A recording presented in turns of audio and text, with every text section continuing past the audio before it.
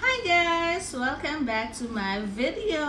This is Ashley. And for today's video is about Thailand haul. Thailand shopping. Ang mahal mag-shopping sa Thailand. Okay?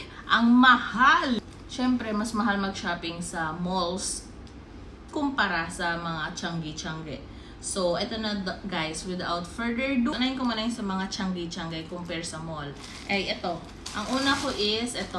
Nabili ko lang to dito malapit sa hotel namin, sa accommodation. Polo siya na mahaba, extra large na polo. Changi lang to guys. Ayan. Kasi mahilig ako mag-cover up ng mga white. And mahilig talaga ako sa white ng mga damit na tops. Yan. Ito.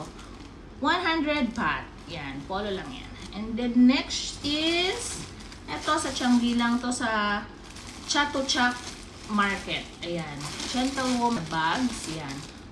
Ang tatlo neto is, no, tatlo. Hindi tatlo. Ang isa is 100 baht. Yan. 100 baht yung mga yan. Magkano na nga ito? Crop top na Mickey Mouse.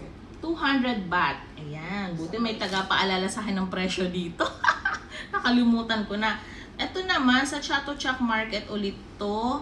Ang tatlong t-shirt na to, pang kids to ha. Pang kids, tatlong t-shirt, 400 baht. Tapos, ito naman, teens na size. Ayan. May ano yan. Yan. May elephant, tapos Bangkok. Ang naka-drawing dyan is, ang isa is 90 baht. Diba? Ang mura. Ang mura, pero meron ding mahal. Ito yung sa kids. Ayan. I love Thailand. Tapos, ito pa. Ipapakita ka lang yung design. Ayan. Ang cute. Tapos, ito. Yan. Thailand. Whew, I'm back. Naubusan na ako ng memory. So, nag-end tayo dito. Ito adult t-shirt sa Chatuchak Market din to. Yan. Ang original price niya is 250. Siyempre, mahigipagtawaran tayo. And, minsan pag medyo may drama kang walkout, hahabulin ka, madam, magkano gusto mo? Yun, ibababa nila yung presyo. So, ang isa is naging 200. Dalawa to, 400. And then, ito din. Sa iba naman to, pero doon pa rin sa Chatuchak, ibang store lang. Umikot pa kasi kami, dalawa lang nagustuhan. Ito, 200 din. Originally, 250. Binigay niya din ng 200. So, 400 yung dalawa to. 400 baht. Tapos, ito. Magnets. Yeah, magnets. Hindi mo mawala yan. Thailand. Yan. Yan ang design. Thailand. Tapos, ang tatlo neto, itong tatlong to is 100 baht. Yan. Pang design, magnet. Yan. And dito na nga tayo sa Eve and Boy na shop. Ito, skincare ang mga binili ko dito. And medyo namahalan ako dito kasi umabot ako ng 2,400 para sa skincare. 2,400 baht. So, ayun na nga, without further ado, sa Even Boy, bumili ako na itong Skintific na moisturizing gel. Skintific na 10%, niacinamide serum. And then, ito, na-chika na lang ako ng sales lady doon ni Madam, Skintific na eye cream. So, pinagbibili ko yung mga yan. Binigyan niya ako na itong Skintific na skin cream gel moisturizer.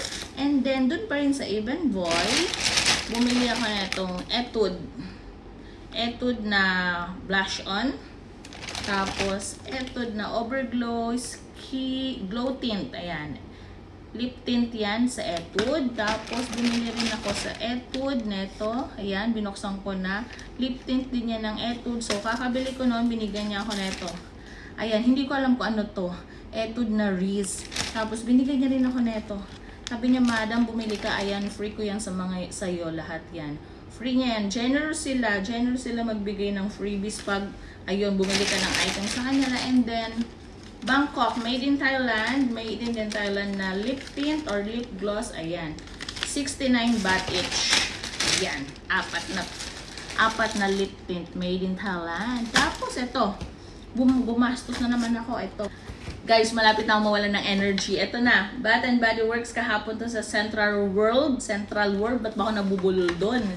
Ito, open na natin yan. Bath and Body Works, ayan. Bumili ako netong Bath and Body Works. Ano ba to? Sea Salt Coast. Ito yung gusto kong amoy kasi mahilig lang ako sa, ayoko na matatamis. Ayan. Basta ganun ang prefer ko sa mga pabango or perfume. Ito, Bath and Body. And ito na guys, ito na yung last na shopping na binili ko. Ito na yung haul na natin. So, bumili ako sa Boots. It's not Roots, but it's Boots. Yan. Ito, oil na, coconut oil na serum. Yan, may pagbibigyan lang ako neto. Tapos ito yung sikat nilang brand dito. Thailand made to. Vitamin C Plus, Brightening Intensive Serum at saka Brightening and Smoothing Serum. Yan, may pagbibigyan lang din ako yan. Tapos ito, personal use, coconut and almond massage oil. Boots yan, made by Boots. And then, diba? Matatapos tayo. Oy, natulog na yung mantika. Extra virgin coconut oil. Personal use ko yan kasi mahilig ako ng mga oils sa katawan. So, that's it for our Thailand haul. Thank you guys for watching. This is Ashley. Bye! See you on my next video!